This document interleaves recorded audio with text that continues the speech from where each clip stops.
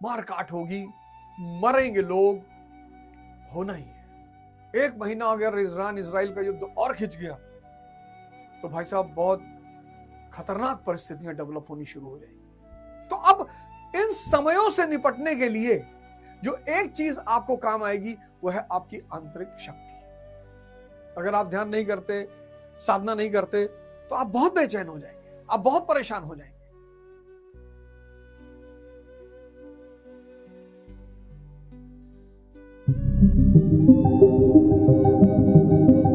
मैं आपसे पिछले 2 साल से, जब से मैं गीता पढ़ा रहा हूं, 1 साल तो लगातार हो ही गया, मैं तब से आपसे कह रहा हूं भैया ध्यान करो, ध्यान करो, ध्यान करो, ध्यान करो, ध्यान करो।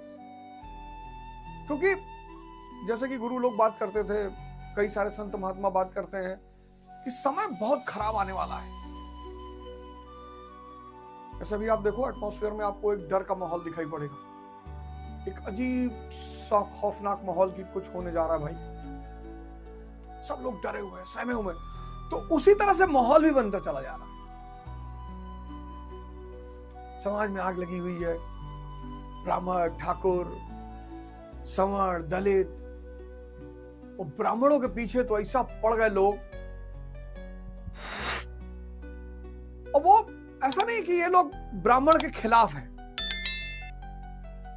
ब्राह्मणवाद जो है वो सामंतवादी ढांचा पेश करता है, सभी उसकी खिलाफत करते हैं। पूरा स्वतंत्रता आंदोलन उठा के देख लो, ऐसा कोई सवर्ण नेता नहीं रहा होगा जिसने ब्राह्मणवाद के ढांचे का विरोध न किया, क्योंकि ब्राह्मणवाद का जो ढांचा है वो सामंतवादी ढांचा है।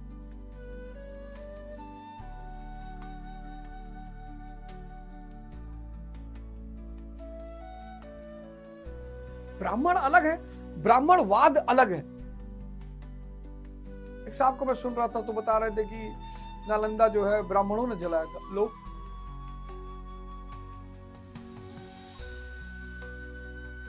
एक साहब है, उनका एक लड़के ने स्क्रीनशॉट भेजा था, दिलीप मंडल नाम है शायद उनका, तो उनका स्क्रीनशॉट की बुद्ध के समय वर्ण व्यवस्था नहीं थी। मनुस्मृति 400 साल पुरानी है। मनुस्मृति मौर्योत्तर काल में आई थी, 1000 साल से भी ज्यादा हो गया।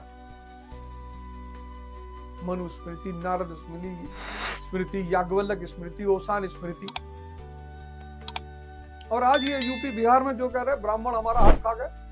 1990 से 2025 तक SC ST OBC chief minister हैं बिहार के, लालू यादव जी, जीतन मांझी जी, राबड़ी देवी जी, और 20 साल तो नीतीश कुमार जी। और यूपी में 3 बार मुलायम सिंह यादव सीएम रहे, 4 बार बहन जी सीएम रही, कल्याण सिंह जी सीएम रहे। अगर एक आध अपवाद छोड़ दे राजनाथ सिंह जैसा, तो SC ST OBC ही यूपी के कर्णधार रहे 1991 से 90 से। और शिक्षा राज्य का विषय है ना। ब्राह्मण एक भाई साहब पटना में मनुस्मृति चला रहे थे। भैया 1990 से 2025 तक बिहार में SC ST OBC ही सीएम है। 1990 से 2017 तक SC ST OBC सीएम है प्रदेश का, और तुम्हारी ये हाल मनुस्मृति की वजह से है। यह है ध्यान का अभाव, यह है ज्ञान का अभाव। चाणक्य, उसकी अर्थशास्त्र की चर्चा क्यों नहीं करते? चाणक्य भी तो ब्राह्मण है, उसके अर्थशास्त्र की चर्चा क्यों नहीं करते? जब वो शूद्र को वार्ता का अधिकार देता है, कृषि, पशुपालन, व्यापार, वाणिज्य, कहता शूद्र यानी आर्य, शूद्र को गुलाम नहीं बनाया जा सकता। तुलसीदास को तो इतना बदनाम कर दिया, फालतू में बेचारे बदनाम हो। वो तुलसीदास जिन्होंने अपनी रामचरितमानस में सबरी के जूठे बेर खिलाए हैं राम को, उनको जातिवादी घोषित कर दिया। 75 साल की उम्र में उन्होंने रामचरितमानस लिखा ज्ञान पाने के बाद, और वो ज्ञान धारा का ग्रंथ है। उसको कोई भी पढ़ ले, समझ ले और इंप्लीमेंट कर दे, वो ब्राह्मण बन जाए, ब्रह्म। आज किसी को मना दी है रामानंद, लेकिन आप देखो समाज में, और ये सब क्यों हो रहा है? ये सब जो नेता अब आपको दिखाई पड़ रहे बाहर निकल के गाली दे रहे, ये सब फंड पा रहे हैं। नहीं तो देश युद्ध की चर्चा करेगा, एपस्टीन की चर्चा करेगा। देश की जनता को अगर मुख्य मुद्दों से भटकाना है तो उसे कुछ रसीले मुद्दे देने पड़ेंगे।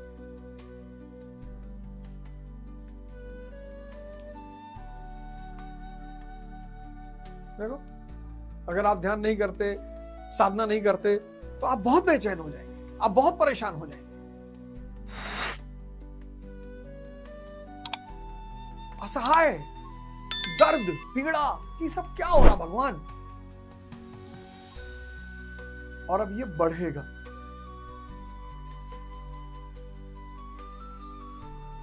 अब ये घटेगा नहीं, अब ये बढ़ेगा।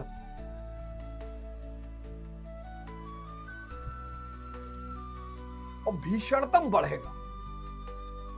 मारकाट होगी, मरेंगे लोग।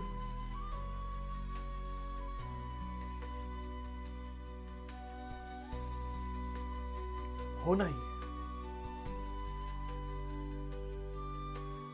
एक महीना अगर ईरान इजराइल का युद्ध और खिंच गया तो भाई साहब बहुत